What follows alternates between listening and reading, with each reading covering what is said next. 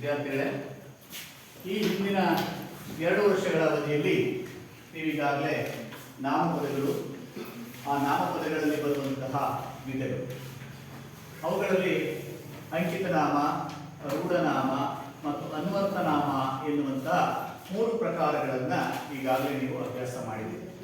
ಅದೇ ರೀತಿಯಾಗಿ ಸರ್ವನಾಮಗಳು ಅಂತ ಬರುತ್ತೆ, ಗುಣವಾಚಕಗಳು ಅಂತ ಬರುತ್ತೆ. ಇವುಗಳ ಬಗ್ಗೆ ನೀವು ಈಗಾಗಲೇ ಸಾಕಷ್ಟು ಅಭ್ಯಾಸವನ್ನ ನಿರಂತರವಾಗಿ ಮಾಡ್ಕೊಂಡು ಬಂದಿದ್ದೀರಿ. ಆದರೂ ಸಹ ನಿಮ್ಮ 10ನೇ ತರಗತಿಯ ಹಕ್ಕಿ ಹಾರುತ್ತಿದೆ ನೋಡಿದಿರಾ ಎನ್ನುವಂತಹ ಪದ್ಯಭಾಗದಲ್ಲಿ ಬರುವಂತಹ ವ್ಯಾಕರಣಾಂಶಗಳನ್ನ ಇವತ್ತು ನಾವು ಅಭ್ಯಾಸ ಮಾಡಬೇಕಾಗಿದೆ. ಯಾವುದರಲ್ಲಿ? ಹಕ್ಕಿ ಹಾರುತ್ತಿದೆ ನೋಡಿದ್ದೀರಾ ಪದ್ಯದಲ್ಲಿ ಬರುವಂತಹ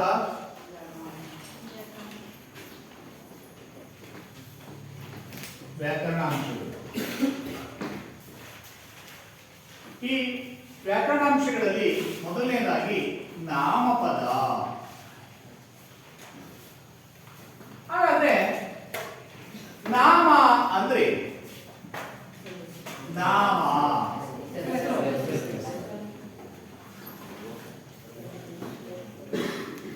ಹೌದಲ್ಲ? ಅಂದ್ರೆ ಹೆಸರನ್ನ ಸೂಚಿಸುವಂತ ಪದಕ್ಕೆ ನಾಮಪದ ಅಂತ ಕರೀತಾರೆ.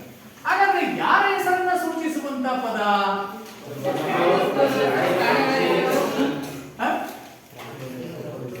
ಯಾರಾದ್ರೂ ವ್ಯಕ್ತಿ, ವಸ್ತು, ಪ್ರಾಣಿ, ಇವುಗಳ ಹೆಸರನ್ನ ಸೂಚಿಸುವಂತಹ ಪದಗಳನ್ನೇ ನಾವು ನಾಮಪದಗಳು ಅಂತ ಕರೀತೀವಿ.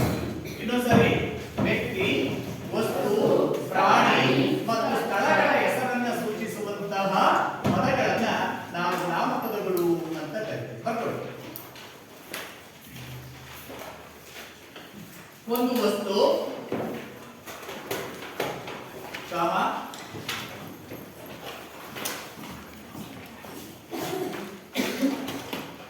ಒಂದು ವಸ್ತು, ಒಬ್ಬ ವ್ಯಕ್ತಿ,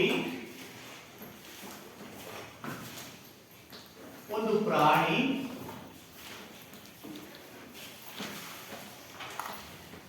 ಒಂದು ಸ್ಥಳ, ಸ್ಥಳದ ಹೆಸರನ್ನು ಸೂಚಿಸುವ ಪದಕ್ಕೆ ನಾಮಪದ ಎಂದು ಕರೆಯುವರು.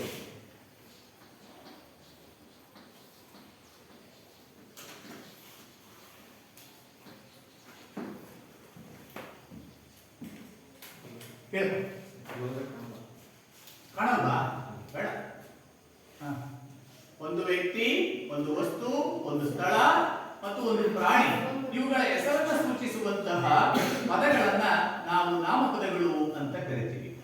ಈ ನಾಮಪದಗಳಲ್ಲಿ ಬಹಳ ಪ್ರಮುಖವಾಗಿ 3 ರೀತಿಯ ಪದಗಳನ್ನ ನಾವು ನೋಡ್ತಾ ಹೋಗ್ತೇವೆ. ಅವುಗಳನ್ನು ನಾವು ವಸ್ತುವಾಚಕ ಅಥವಾ ನಾಮವಾಚಕ ಅಂತ ಕರೀತೀವಿ. ಏನಂತೀವಿ? ವಸ್ತುವಾಚಕ. ಇದಾಯ್ತಾ?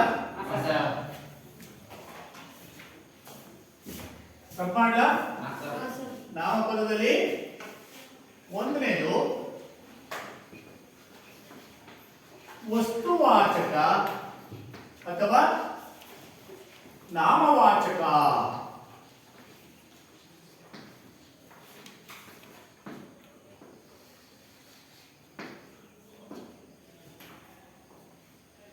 ಅಂದ್ರೆ ಬೇರೆ ಏನು ಅಲ್ಲ, ಯಾವುದೇ ಒಂದು ವಸ್ತು, ವ್ಯಕ್ತಿ, ಪ್ರಾಣಿ ಹೆಸರನ್ನ ಸೂಚಿಸುವಂತಹ ಪದಗಳನ್ನ ನಾವು ನಾಮವಾಚಕ ಅಥವಾ ವಸ್ತುವಾಚಕ ಅಂತ ಕರೀತೇವೆ.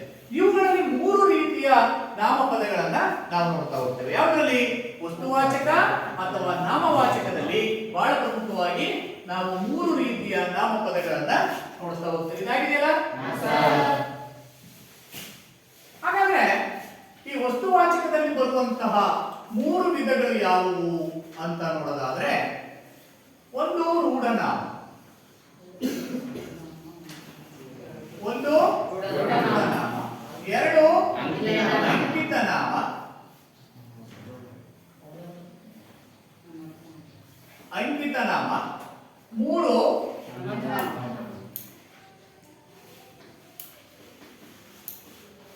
ಅನ್ವರ್ಥನಾಮ,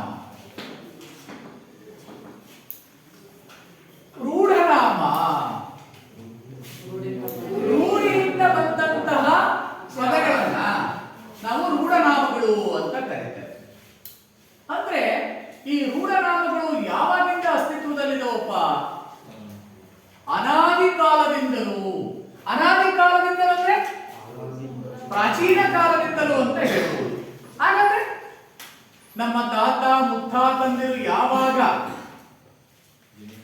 ಅಲೆಮಾರಿ ಜೀವನವನ್ನ ನಿಲ್ಲಿಸಿ ಅಥವಾ ತ್ಯಜಿಸಿ ಒಂದೆಡೆ ಬೀಡು ಬಿಟ್ಟು ತನ್ನ ಆಸ್ತಿ ಪಾಸ್ತಿ ಇವುಗಳನ್ನ ಯಾವಾಗ ಒಟ್ಟುಗೂಡಿಸುವಂತ ಕೆಲಸವನ್ನ ಮಾಡಿದಲ್ಲ, ಆಗಿನಿಂದಲೂ ಸಹ ಚಾಲ್ತಿಯಲ್ಲಿರುವಂತಹ ಪದಗಳನ್ನ ನಾವು ರೂಢನಾಮಗಳು ಅಂತ ಕರೀತೇವೆ.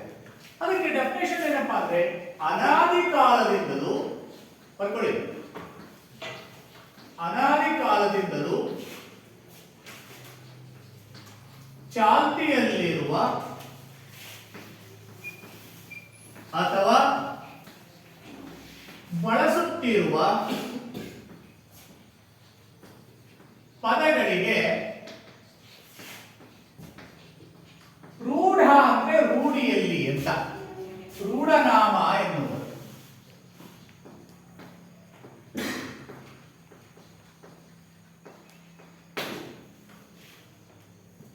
ಹಾಗಾದ್ರೆ ನಿಮಗೆ ಗೊತ್ತಿರೋ ಹಾಗೆ ರೂಢನಾಮಗಳು ಅಂತ ಅಂದ ತಕ್ಷಣವೇ ಉದಾಹರಣೆಗಳನ್ನ ಹೇಳ್ಬೋದಲ್ಲ? ಯಾರು ಹೇಳ್ತೀರಿ? ಯಶವಂತ ಹೇಳಪ್ಪ. ನದಿ.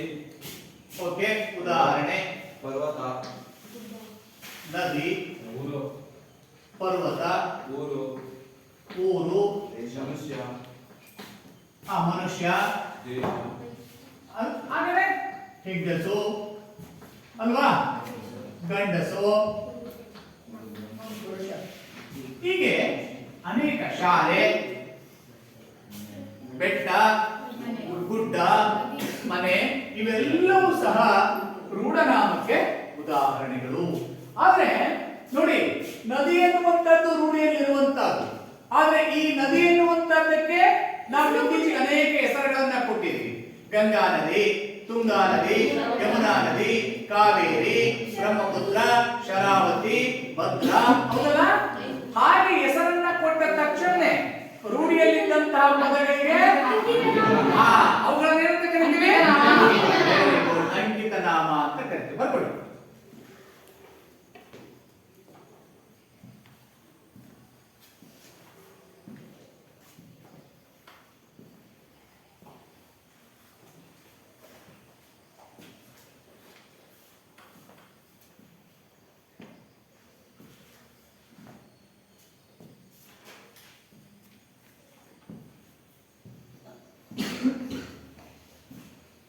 ಆಯ್ತಾ? ಹಾಗಾದ್ರೆ ನನ್ಗೊಂದು ಪ್ರಶ್ನೆ ಇದೆಯಪ್ಪ ಸರ್, ಅನಾದಿ ಕಾಲದಿಂದಲೂ ಚಾಲ್ತಿಯಲ್ಲಿರುವ ಅಥವಾ ಬಳಸುತ್ತಿರುವ ಪದಗಳನ್ನ ರೂಢನಾಮ ಅಂತ ಕರ್ಕೊಂಡ್ಬಿಟ್ಟಿದೀವಿ ಸರ್. ಹಾಗಾದ್ರೆ ಅಂಕಿತ ನಾಮ ಎನ್ನುವಂಥದ್ದು ಯಾಕೆ ಬೇಕಾಗಿತ್ತು? ಹೌದಲ್ಲ? ರೂಢನಾಮನೇ ಸಾಕಾಗಿತ್ತಲ್ಲ. ವೆರಿ ಗುಡ್, ಗುರುತಿಸುವುದಕ್ಕೆ. ಆಮೇಲೆ ಹೇಳ್ದ ಯಾರು? ಭುವನ್ ಹೇಳ್ದ, ಗುರುತಿಸುವಿಕೆಗೋಸ್ಕರ. ಅನಂತರ ಹೇಳಿ. ವೆರಿ ಗುಡ್, ವ್ಯವಹರಿಸುವುದಕ್ಕೋಸ್ಕರ. ಮನುಷ್ಯ ಸಂಘಜೀವಿಯಾದ, ಹೌದಲ್ಲ? ಒಂದು ಪ್ರದೇಶದಿಂದ ಮತ್ತೊಂದು ಪ್ರದೇಶಕ್ಕೆ ತನ್ನ ದೈನಂದಿನ ಬದುಕಿನ ಆಗುಹೋಗುಗಳನ್ನ, ವ್ಯವಹಾರವನ್ನ ಮಾಡುವುದಕ್ಕೆ ಅವನು ಆರಂಭಿಸ್ತ. ಹೀಗೆ ವ್ಯವಹಾರವನ್ನ ಮಾಡುವಾಗ ಅಂಗಡಿಗೆ ಹೋಗ್ಬಿಟ್ಟು ಅದನ್ನು ಕೊಡು ಅಂದ್ರೆ ಏನನ್ನು ಕೊಡ್ಬೇಕು ಅಂಗಡಿ ಅವನು? ಹೆಸರು ಬೇಕು ತಾನೆ. ಅಂಗಡಿ ಹತ್ರಕ್ಕೆ ಹೋಗ್ತೀರಿ ನೀವು, ದಿನನಿತ್ಯದ ದವಸ ಧಾನ್ಯಗಳನ್ನ ತರಲಿಕ್ಕೆ ಹೋಗ್ಲೇಬೇಕು. ಹೋಗ್ಬಿಟ್ಟು ನೀವು ತರಲಿಕ್ಕೆ ಹೋಗ್ತಾ ಇರುವಂತಹದ್ದು ಆಹಾರವನ್ನ ಬೇಯಿಸಿ ತಿನ್ಲಿಕ್ಕೆ ಬೇಕಾಗಿರುವಂತಹ ಅಕ್ಕಿಯನ್ನ ತರಲಿಕ್ಕೆ ಹೋಗಿದೀಯಾ? ಅಂಗಡಿಯವರು ತುಂಬಾ ವಸ್ತುಗಳನ್ನು ಇಟ್ಕೊಂಡಿದ್ದಾನೆ, ಹೌದಲ್ವಾ? ನೀವು ಹೋಗ್ಬಿಟ್ಟು ಅಣ್ಣ ಅದನ್ನು ಕೊಡು ಅಂದ್ರೆ, ಹೌದಲ್ಲ? ಹಾಗೆ ನೀವೇನಂದ್ರೆ ಅವರಿಗೆ, ಅಂಗಡಿಯವರಿಗೆ ಅಣ್ಣ ಅಂತ ಅಂದ್ರಿ. ಅಣ್ಣ ಎನ್ನುವಂತದ್ದು ರೂಢನಾಮ. ಅಂಗಡಿ ಒಬ್ಬ ಮಾಲೀಕ ಮಾತ್ರ ಇಲ್ಲ, ಅಂಗಡಿಯಲ್ಲಿ ಗುಮಾಸ್ತನಿದ್ದಾನೆ ಬರ್ಕೊಳ್ಳೋನು, ಅಂಗಡಿಯಲ್ಲಿ ಒಬ್ಬ ಮಾರಿ ಇದ್ದಾನೆ. ನೀವು ಕೇಳಿದಂತ ವಸ್ತುಗಳನ್ನ ತಂದು ಕೊಡ್ಬೇಕಾದ್ರೆ ನೀವೇನಂತೀರಿ ಅವನಿಗೆ ಹೋಗಿ ಅವನ ಹೆಸರನ್ನ ಹಿಡಿದು, ಯಾಕಂದ್ರೆ ಅವನು ನಿಮಗೆ ಚಿರಪರಿಚಿತನಾಗಿರ್ತಾನೆ, ಅವನ ಹೆಸರನ್ನ ಹಿಡಿದು ಹೇಳ್ತೀರಿ, ರಂಗಣ್ಣ ನನಗೆ 2 kg ಅಕ್ಕಿಯನ್ನ ಕೊಡು, 2 kg ಅಂತ ನನಗೆ ಹೇಳಿದೆ. ಮುಂದೆ ಬರುತ್ತೆ ನಿಮಗೆ, ಇದನ್ನು ನಾವು ಸಂಖ್ಯಾವಾಚಕಗಳು ಅಂತ ಕರೀತೇವೆ. ಇಲ್ಲಿ ಅದನ್ನ ಮುಂದೆ ನೋಡ್ತಾ ಹೋಗೋಣ. ಸೊ ಈಗ ನನ್ನ ಪ್ರಶ್ನೆ ಇದ್ದದ್ದು ನಿಮಗೆ, ರೂಢನಾಮ ಎಂಬ ಪದ ಇದ್ದ ಮೇಲೆ ನಮಗೆ ನಾಮಪದ ಯಾಕೆ ಬೇಕು ಅಂದಾಗ, ಯಾರು ನಿನ್ನ ಹೆಸರೇನ ಪ್ರಿಯಾಂಕ ಮತ್ತು ಭುವನ್ ಹೇಳಿದ್ರು, ಅವನು ಗುರುತಿಸುವಿಗೋಸ್ಕರ. Very good. ಒಬ್ಬ ವ್ಯಕ್ತಿ, ಒಂದು ವಸ್ತು ಅಥವಾ ಒಂದು ಪ್ರಾಣಿ, ಒಂದು ಸ್ಥಳಕ್ಕೆ ನಾವು ಹೋಗಬೇಕಾದ್ರೆ ಅದಕ್ಕೆ ನಿರ್ದಿಷ್ಟವಾಗಿರುವಂತಹ ಒಂದು ಹೆಸರನ್ನ ಕೊಟ್ಟಾಗ ನಾವು ತಲುಪಬೇಕಾಗಿರುವಂತಹ ಸ್ಥಳವನ್ನ, ಕಂಡುಹಿಡಿಯಬೇಕಾಗಿರುವಂತಹ ಪ್ರಾಣಿಯನ್ನ, ಮಾತನಾಡಿಸಬೇಕಾಗಿರುವಂತಹ ವ್ಯಕ್ತಿಯನ್ನ, ಕೊಂಡುಕೊಳ್ಳಬೇಕಾಗಿರುವಂತಹ ವಸ್ತುವನ್ನ ನಾವು ನಿಖರವಾಗಿ ಕೊಳ್ಳಿಕ್ಕೆ ಸಾಧ್ಯ ಆಗ್ತದೆ. ಹಾಗೆಯೇ ಪ್ರಿಯಾಂಕ ಹೇಳಿದ್ರು ವ್ಯವಹರಿಸುವುದಕ್ಕೋಸ್ಕರ ಅಂತ. ದೈನಂದಿನ ಬದುಕಿನಲ್ಲಿ ನಾವು ಅನೇಕ ರೀತಿಯ ವ್ಯವಹಾರಗಳನ್ನ ಮಾಡ್ತೇವೆ. ಆ ವ್ಯವಹಾರ ವ್ಯವಸ್ಥಿತ ರೀತಿಯಾಗಿರಬೇಕು ಅಂದ್ರೆ, ಅರ್ಥಪೂರ್ಣವಾಗಿರಬೇಕು ಅಂದ್ರೆ ಇಂತಹ ನಾಮಪದಗಳ ನಮಗೆ ಅಗತ್ಯವಾಗಿ ಬೇಕೇ ಬೇಕಾಗಿರ್ತದೆ. ನೋಡಿ, ಮನೆಗೆ ಹೋಗ್ತೀರಿ, ಮನೆಗೆ ಹೋಗ್ಬಿಟ್ಟು ಅದು ಬಾಯಿಲಿ ಅಂತೀವ. ಹಿಂದೆ ನಿಮ್ಮ ತಂದೆ ಅಂದ್ರು, ನಮ್ಮಪ್ಪಂದ್ರಲ್ಲ ಹಂಗೆ ಕರಿತಾ ಇದ್ರು ಅವರ ಹೆಂಡತಿಯರನ್ನ, ಏನ್ ಮಾಡ್ತಾ ಇದೀಯಾ ಬಾಯಿಲೆ, ನಿಮ್ಮನ್ನ ಕರೆದು ಅದೈತಾ ಅದು ಒಳಗೆ, ಅದು ಅನ್ನೋದು ಸರ್ವನಾಮ. ಆದ್ರೆ ಅದಕ್ಕೆ ಒಂದು ಹೆಸರಿದೆಯಲ್ಲ, ಅದೈತಾ ಅದು ಅಂತಿತ್ತು ಅಲ್ವೇ. ನಾವು ಮನೆಗೆ ಹೋಗ್ಬಿಟ್ಟು ರಾತ್ರಿ ನಮ್ಮ ಕಿಶೋರ ಮತ್ತು ವಿನಿ ಯಾರ ಮನೆಗೆ ಹೋಗಿದ್ರಪ್ಪ? ಅಭಯ್ ಮನೆಗೆ ಹೋಗಿದ್ರಿ. ಅಭಯ್ ಎನ್ನುವಂತದ್ದು ಒಂದು ನಾಮಪದ. ನಾನು ಅವ್ರಿಗೆ ಹೇಳಿದ್ದೆ, ನೀನು ನೋಡಪ್ಪ ಅಭಯ್ ಮನೆಗೆ ಹೋಗ್ಬಿಟ್ಟು ಅವ್ರ ಪೋಷಕರಿಂದ ನನಗೆ ಕರೆ ಮಾಡಿಸು, ಅವನು ನಿರಂತರವಾಗಿ ಡ್ಯಾಶ್ ಬರುತ್ತಿಲ್ಲ ಅಂತ ಹೇಳಿಲ್ಲ ನಾನು, ನಿರಂತರವಾಗಿ ಶಾಲೆಗೆ ಗೈರು ಹಾಜರಾಗಿದ್ದಾನೆ, ರೂಢನಾಮ. ಹೌದಲ್ಲ? ಅವರು ನಿನ್ನೆ ಗೋಧಿ ಚಟ್ನಲ್ಲಿ ಹೋದವ್ರು ಬೇರೆ ಮನೆಗೆ ಹೋದ್ರಾ? ಇಲ್ಲ. ಯಾರ ಮನೆಗೆ ಹೋದ್ರು? ಅಭಯ್ ಮನೆಗೆ ಯಾಕೆ ಹೋದ್ರು? ಅಭಯ್ ಎನ್ನುವಂತ ವ್ಯಕ್ತಿ ಇರುವಂತ ಮನೆ, ವ್ಯವಹಾರ ದೃಷ್ಟಿಯಿಂದ ಅವನ ಹೆಸರನ್ನ ಇಟ್ಕೊಂಡು ಅವ್ರ ಮನೆಗೆ ಹೋದ್ರು. ಹೌದಲ್ಲ? Very good. ಕೂತ್ಕೊಳ್ಳಿ. ಹೀಗೆ ಅಂಕಿತ ನಾಮ ಅಂದ್ರೆ ವ್ಯವಹಾರಕ್ಕಾಗಿ ಇಟ್ಟುಕೊಂಡಿರುವ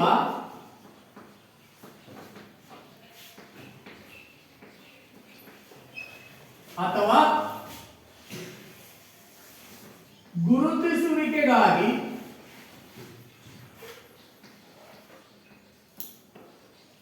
ಬಳಸುವ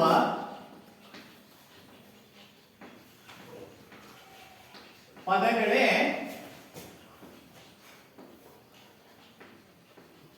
ನಾಮಪದಗಳು.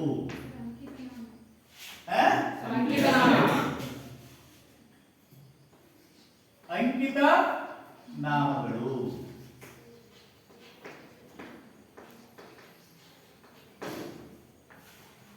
ದುಡ್ಡು ಬರ್ಕೋಬೇಕು, ತಪ್ಪಿಲ್ಲಂಗೆ ಬರ್ಕೋಬೇಕು. ಕೆಲವರೆಲ್ಲ ನೋಟ್ಸಲ್ಲಿ ಬರ್ಕೊಳ್ತಾ ಇರ್ತೀರಿ, ಅದು ತಪ್ಪು. ಮತ್ತೆ ನಾನು ನೋಡ್ತೀನಿ, ಹೋಮ್ವರ್ಕ್ ಬುಕ್ಕಲ್ಲೂ ಇರ್ಬೇಕದು. ಹಾಗಾದ್ರೆ ಉದಾಹರಣೆಗಳನ್ನ ಹೇಳ್ತಾದ್ರೆ ಯಾರು ಹೇಳ್ತೀರಪ್ಪ? ಈಗಾಗಲೇ ಎಷ್ಟೊಂದು ನಮಗೆ ಚರ್ಚೆ ಮಾಡಿಲ್ಲ, ಹೌದಲ್ಲ? ಬರ್ಕೊಳ್ಳಿ. ನಿಮಗೆ ಯಾವ್ಯಾವ ಹೆಸರುಗಳು, ಮೊದಲು ವ್ಯಕ್ತಿಯ ಹೆಸರನ್ನ ಬರ್ಕೊಳ್ರಿ. ವ್ಯಕ್ತಿಯ ಹೆಸರು ಸಹದೇವ ಧರ್ಮರಾಯ. ಆಯ್ತಪ್ಪ, ಸಹದೇವ, ಧರ್ಮರಾಯ, ರಾಹುಲ. ಆಯ್ತು. ಹಾಗೆ ವಸ್ತು ಬಂದ್ರೆ, ವಸ್ತು ಬಂದ್ರೆ ಟೇಬಲ್, ಕುರ್ಚಿ, ಪುಸ್ತಕ. ಹಾಗೆ ಪ್ರಾಣಿ ಹೆಸರಿಗೆ ಬಂದ್ರೆ ಆಯ್ತು, ಎಮ್ಮೆನೂ ಸಹ ಒಂದು ಪ್ರಾಣಿನೇ, ಬರ್ಕೋಬಹುದು. ಹಾಗಾದ್ರೆ ಮನುಷ್ಯ ಪ್ರಾಣಿ ಅಲ್ವಾ ಸರ್ ಅಂದ್ರೆ ಮುಂದುವರೆದ ಪ್ರಾಣಿ. ಯಾವುದರಲ್ಲಿ? ಎಲ್ಲಾ ವಿಚಾರಗಳಲ್ಲಿ, ಮಾತನಾಡುವುದರಲ್ಲಿ, ಬರೆಯುವುದರಲ್ಲಿ, ಚರ್ಚಿಸುವುದರಲ್ಲಿ, ಆಟ ಆಡುವುದರಲ್ಲಿ, ಸಂಶೋಧನೆಯನ್ನ ಮಾಡುವುದರಲ್ಲಿ, ತರ್ಕಿಸುವುದರಲ್ಲಿ. ಹೌದಲ್ಲ? ಅನಂತರ ಇನ್ನೊಂದು ಉದಾಹರಣೆ, ಸ್ಥಳಗಳ ಹೆಸರು. ನಿಮಗೆ ಪರಿಚಯ ಇರುವ ಯಾವುದಾದ್ರೂ 3 ಹೆಸರುಗಳನ್ನ ಬರ್ಕೊಂಡು ಆಯ್ತು. ನೋಡಿ, ಈಗಾಗಲೇ ನಾವು ರೂಢನಾಮ ನೋಡಿದ್ವಿ, ಅದರ ಜೊತೆಗೆ ಅಂಕಿತ ನಾಮವನ್ನ ನೋಡಿದ್ವಿ. ಕೊನೆಗೆ ಉಳಿದಿರುವಂತದ್ದು ಇನ್ನೊಂದಿದೆ, ಅನ್ವರ್ಥ ನಾಮ. ಅನ್ವರ್ಥ ಅಂದ್ರೆ ನಮ್ಮ ಹೆಸರಿಗೆ ಬದಲಾಗಿ ಇನ್ನೊಂದು ಹೆಸರನ್ನ ಹೇಳುವುದು. ಅಂದ್ರೆ ಒಬ್ಬ ವ್ಯಕ್ತಿಯಲ್ಲಿ ಇರುವಂತಹ ಅಥವಾ ಒಂದು ವಸ್ತುವಿನಲ್ಲಿ ಇರಬಹುದಾದಂತಹ ಗುಣಗಳನ್ನ ಅಥವಾ ವೃತ್ತಿಯನ್ನ, ಸ್ವಭಾವವನ್ನ, ನ್ಯೂನ್ಯತೆಗಳನ್ನ ಗುರುತಿಸಿ ಅವನಿಗೆ ಅಡ್ಡ ಹೆಸರನ್ನ ಇಡುವುದು. ಅಂದ್ರೆ ಹೆಸರಿಗೆ ಬದಲಾಗಿ ಅವನು ಮಾಡುವಂತಹ ವೃತ್ತಿ ಅಂದ್ರೆ ಕೆಲಸ, ಅವನ ಗುಣ ಸ್ವಭಾವ ಅಲ್ವಾ, ಬುದ್ಧಿವಂತ, ದಡ್ಡ ಅಲ್ವಾ, ಅವನ ಅಂಗಾಂಗದ ನ್ಯೂನ್ಯತೆಗಳು, ಅವನ ಕಾಲೇನಾದ್ರೂ ಸ್ವಲ್ಪ ಕುಂಟಿ. ಅಲ್ಲಿ ನೋಡಿ, ಯಶವಂತ ಕುಂಟಿ ಅಂದ, ಅಲ್ಲಿ ಪುಲ್ಲಿಂಗ ಮತ್ತು ಸ್ತ್ರೀಲಿಂಗ ಬಂತು, ಹೌದಲ್ಲ? ಮತ್ತೆ ಇದೇ ಕಲಿಯುವಿಕೆ ಅಂದ್ರೆ ಇದೇನೆ. ನಾವು ಮಾತಾಡುವಂತ ಅನೇಕ ಪದಗಳಲ್ಲಿಯೇ ನಮ್ಮ ವ್ಯಾಕರಣಾಂಶಗಳು ದೈನಂದಿನ ಬದುಕಿನಲ್ಲಿ ಹಾಸುವಕ್ಕಾಗಿ ಬಳಕೆ ಆಗುವಂತದ್ದನ್ನ ನೋಡ್ತೇವೆ. ಹಾಗೇನೆ ಕಣ್ಣು ಸ್ವಲ್ಪ ಏನಾದ್ರೂ ಸಣ್ಣಗಿದ್ರೆ ಹಂಗೇನೆ ಪಾಠ ಕೇಳಬೇಕಾದ್ರೆ ಎರಡು ಬೆರಳಿನ ಸಂಧಿಯಲ್ಲಿ ಪೆನ್ನನ್ನ ಇಟ್ಕೊಂಡ್ರೆ ಯಾಬಡ ಅಲ್ವಾ? ನಾನು ಪಾಠ ಮಾಡ್ತಾ ಇದ್ದೀನಿ, ಮತ್ತೆ ಅವ್ನು ಸುಮ್ಮನೆ ಹಿಡ್ಕೊಂಡು ನಿನ್ ಸುತ್ತ, ಮತ್ತೆ ನಾನು ಏನ್ ಮಾಡ್ಬೇಕು? ಪಾಠ ಕೇಳ್ಬೇಕಾದ್ರೆ ಅವನಿಗೆ ಅವನ ಗುಣ ಸ್ವಭಾವ, ಅದಕ್ಕೆ ಅವನಿಂದ ಯಾಬಡ ಅಂತ ಕರ್ವಿ, ಹೌದಲ್ಲ? ಅಂದ್ರೆ ಬರ್ಕೊಳ್ಳಿ, ಅನ್ವರ್ಥ ನಾಮ. ಅಂಕಿತ ನಾಮ ಉದಾಹರಣೆಗಳನ್ನ ಬರ್ಕೊಂಡ್ರಲ್ಲ, ಓಕೆ. ಅನ್ವರ್ಥ ನಾಮ ವಸ್ತುವಿನ ಅಥವಾ ವ್ಯಕ್ತಿಯ ಗುಣ,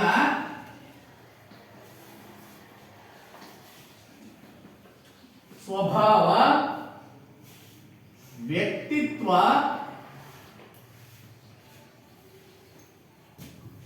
ಅಂಗವೈಫಲ್ಯತೆ,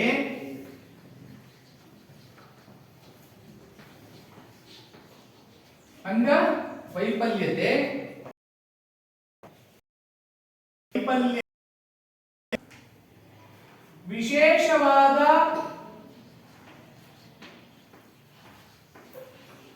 ಹಾಗೂ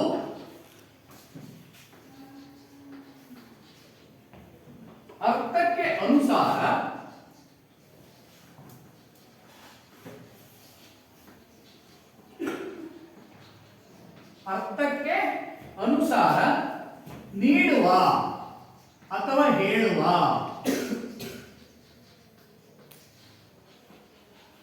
ಹೆಸರುಗಳನ್ನು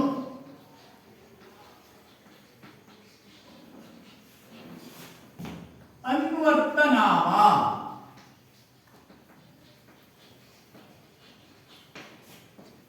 ಎನ್ನುವರು.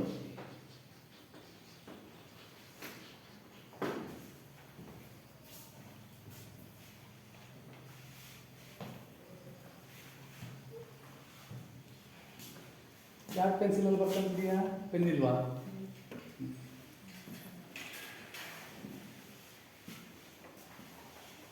ಆಯ್ತೇನಪ್ಪ? ಈಗ ಓದುವುದರಲ್ಲಿ ಸ್ವಲ್ಪ ಮುಂದಿದನಪ್ಪ, ಅವನಿಗೆ ಏನಂತ ಕರೀತೀರಿ? ಬುದ್ಧಿವಂತ, ಜಾಣ. ಓದೋದ್ರಲ್ಲಿ ಹಿಂದೆ ಇದ್ರೆ ದಡ್ಡ. ಬರ್ಕೊಳ್ಳಿ, ಉದಾಹರಣೆ ಜಾಣ, ದಡ್ಡ. ಈಗ ಚೆನ್ನಾಗಿ ವಿಷಯ ತಿಳ್ಕೊಂಡಿದ್ರೆ ಪಂಡಿತ, ಬುದ್ಧಿವಂತ, ಮೇಧಾವಿ, ವೆರಿ ಗುಡ್. ವೈಜ್ಞಾನಿಕ ಕ್ಷೇತ್ರದಲ್ಲಿ ಹೆಚ್ಚು ಹೆಚ್ಚು ಸಾಧನೆಯನ್ನ ಮಾಡಿದಂಥವನು, ವಿಷಯಗಳನ್ನ ತಿಳಿದುಕೊಂಡಂಥವನು. ಅಂಗವೈಫಲ್ಯ, ಈ ಉದಾಹರಣೆಗೆ ಗುಣ ಸ್ವಭಾವ, ಒಳ್ಳೆಯ, ಕೆಟ್ಟವ. ಅಂಗವೈಫಲ್ಯಕ್ಕೆ ಬಂದ್ರೆ ಕುರುಡ, ಕುಂಟ, ಎಳವ. ಅವನು ಏನಾದ್ರೂ ಸ್ವಲ್ಪ ನಮ್ಮ ಶಾನುಭೋಗದ ತರ ಗುಂಡು ಗುಂಡಾಗಿದ್ರೆ ಡುಮ್ಮ, ಹೌದಲ್ಲ? ಅವರೇನಾದ್ರು ತೆಳ್ಳಗಿದ್ರೆ ಕಡ್ಡಿ, ಹೌದಲ್ಲ? ನೋಡಿ, ನಮ್ಮ ದೈನಂದಿನ ಬದುಕಿನಲ್ಲಿ ನಾವು ಈ ರೀತಿಯ ಶಬ್ದಗಳನ್ನ ಹೆಚ್ಚು ಹೆಚ್ಚಾಗಿ ಬಳಸ್ತಾ ಹೋಗ್ತೇವೆ. ಬರ್ಕೊಂಡ್ರ ಉದಾಹರಣೆಗಳನ್ನ ಬರಬೇಕಾ ಬೋರ್ಡ್ ಮೇಲೆ? ಬರ್ಕೊಳ್ಳಿ.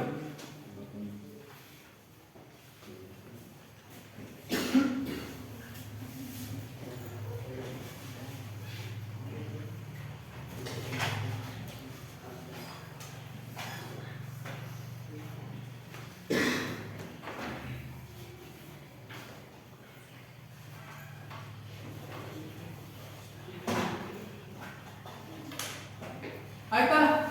ಬರ್ಕೊಂಡ್ಲಾ? ಈಗ ನಾವು ನಾಮಪದಗಳನ್ನ ನೋಡಿದ್ವಿ. ಈಗ ಇದರಲ್ಲಿ ಗುಣವಾಚಕಗಳು ಅಂತ ಬರುತ್ತೆ. ಯಾವುದು?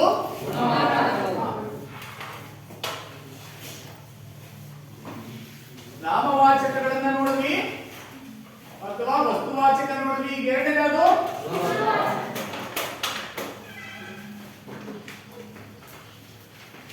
ಗುಣವಾಚಕಗಳು.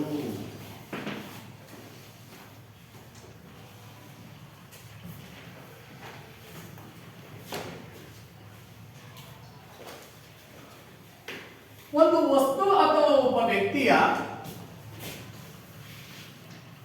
ಒಂದು ವಸ್ತು ಅಥವಾ ಒಬ್ಬ ವ್ಯಕ್ತಿಯ ಗುಣ ಅಥವಾ ರೀತಿ ಅಥವಾ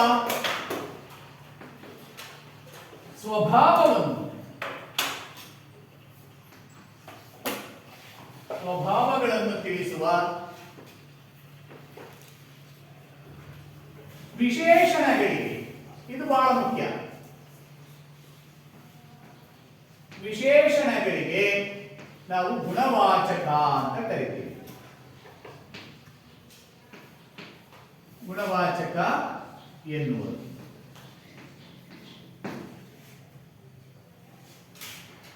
ಈ ವಿಶೇಷಣಗಳನ್ನ, ಯಾವ ವಿಶೇಷಣ?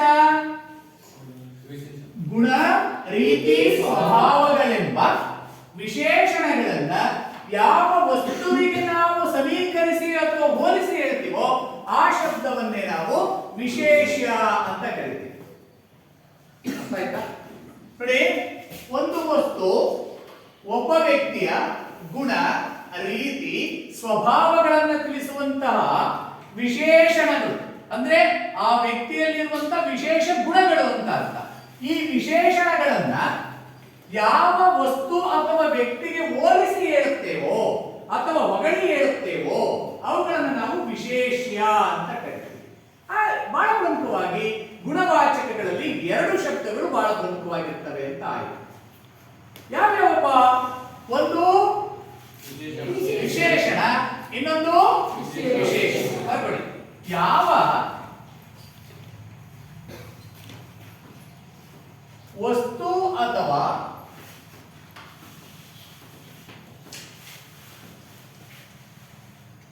ವ್ಯಕ್ತಿಗೆ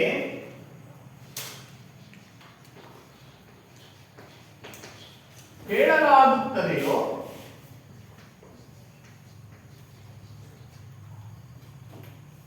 ಅಂತಹ ಶಬ್ದಗಳನ್ನು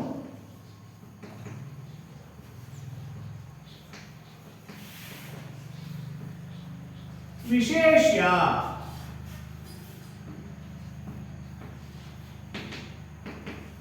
ಎನ್ನುವುದು.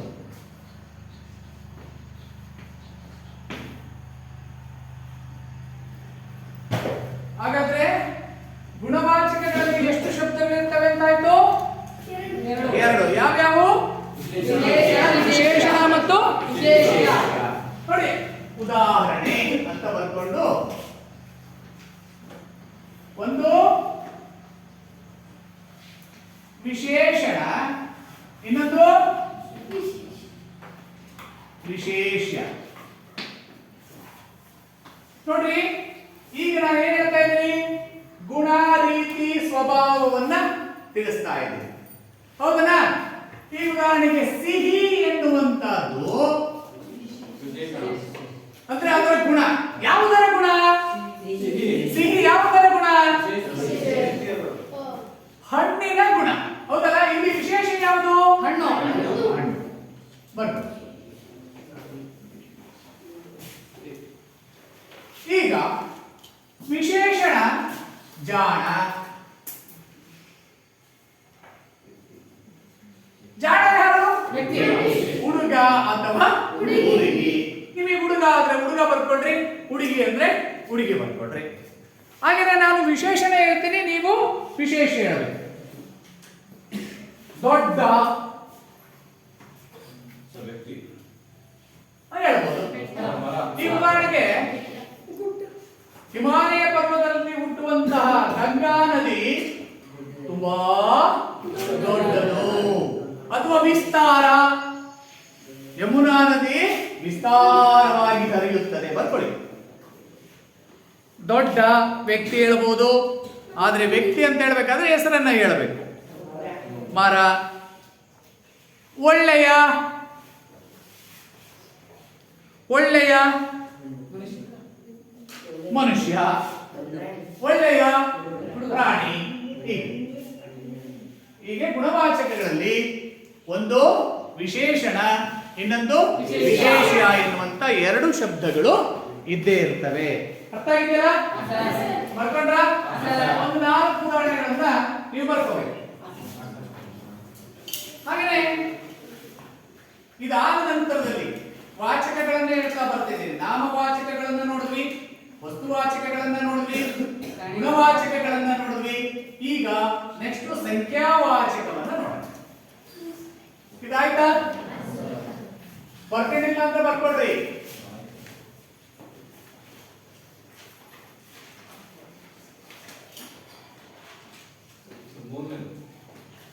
ಮೂರನೇ ಸಂಖ್ಯಾವಾಚಕ.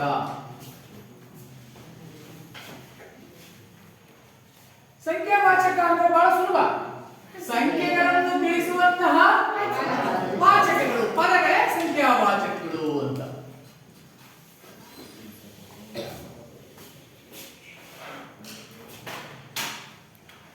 ಸಂಖ್ಯೆಯನ್ನು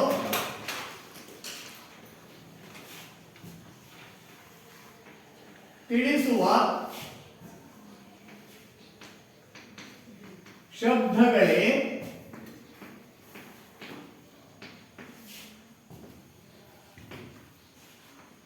ಸಂಖ್ಯಾವಾಚಕಗಳು. ಆ ಸಂಖ್ಯೆ ಎನ್ನುವಂತದ್ದು ಎಷ್ಟೇ ಇರಬೇಕು ಅಂತ ಏನಿಲ್ಲ, ಇಷ್ಟೇ ಇರಬೇಕು ಎನ್ನುವಂತಹ ನಿಯಮ ಇಲ್ಲ. ಬ್ರಾಕೆಟ್ ಅಲ್ಲಿ ಅಷ್ಟು,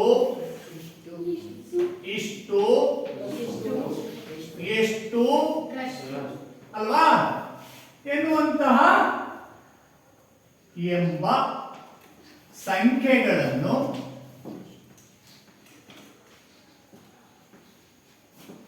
ಸೂಚಿಸುವುದು ಅಂತ ಅರ್ಥ. ಹಾಗಾದ್ರೆ ಸಂಖ್ಯಾವಾಚಕಗಳಲ್ಲಿ ಒಟ್ಟು ಎಷ್ಟು ಶಬ್ದಗಳಿರ್ತವೆ?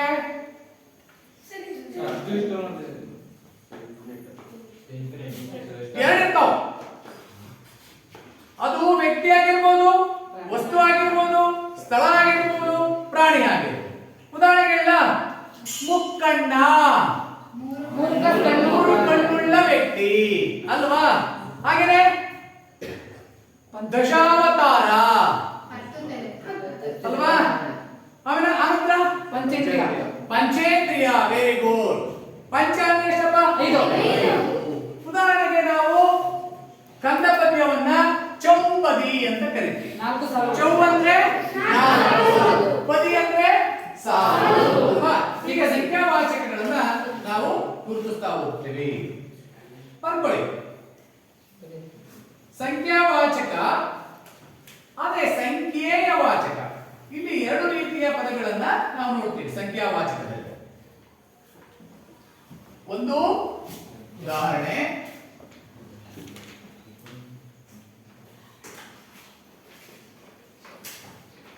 ಸಂಖ್ಯಾವಾಚಕ, ಇನ್ನೊಂದು ಸಂಖ್ಯೆಯ ವಾಚಕ. ನೋಡಿ, 2 ಎನ್ನುವಂತ ಸಂಖ್ಯೆ ಇದೆ. ಇಲ್ಲಿ ಇಬ್ಬರು ಅಥವಾ ಎರಡನೆಯ, ಇಬ್ಬರು ಎರಡನೆಯ. ಹಾಗೆ 3 ಮೂರನೆಯ ಮೂವರು ಮೂರನೆಯ ಮೂರನೆಯ, ಮೂವರು ಅಥವಾ ಮೂರನೆಯ ಮೂರನೆಯ. ಹಾಗೆ 5 ಐದರು ಐವರು, ಐದರಲ್ಲ, ಐವರು ಐದನೆಯ ಐವರು ಅಥವಾ ಐದನೆಯ. 10 ಹತ್ತನೇ ಅಥವಾ 10ನೇ. ಹೌದಲ್ಲ? ಈ ರೀತಿಯ ಸಂಖ್ಯೆಗಳನ್ನ ಸೂಚಿಸುವಂತಹ ಶಬ್ದಗಳು ಇದ್ರೆ ಅದನ್ನು ನಾವು ಸಂಖ್ಯಾವಾಚಕಗಳು ಅಂತ ಕರೀತೇವೆ. ಸೊ ನಿಮ್ಮ ಚಟುವಟಿಕೆಗಳನ್ನ ಮಾಡಿಸ್ಬೇಕಾದ್ರೆ ನಾನು ಹೇಳ್ತೀನಿ, ಒಬ್ಬೊಬ್ಬರಿಗೆ ಒಂದೊಂದು ವಿಷಯವನ್ನ ಹಂಚಿಕೊಡ್ತಾನೆ. ನೀವು ಅದರ ಬಗ್ಗೆ ಸಂಪೂರ್ಣವಾಗಿರುವಂತಹ ಮಾಹಿತಿಯನ್ನು ಕೊಡಬೇಕು, ಉದಾಹರಣೆಗಳನ್ನ ಕೊಡಬೇಕು, ಅಥವಾ ಏನಾದರೂ ಒಂದು ವಸ್ತುವನ್ನ ಇಟ್ಕೊಂಡು ನೀವು ಉದಾಹರಣೆಯನ್ನಾದರೂ ಸಹ ಕೊಡಬಹುದು. ಇವತ್ತಿನ ಪಾಠ ಅರ್ಥ ಆಗಿದೆಯಲ್ಲ? Okay, thank you.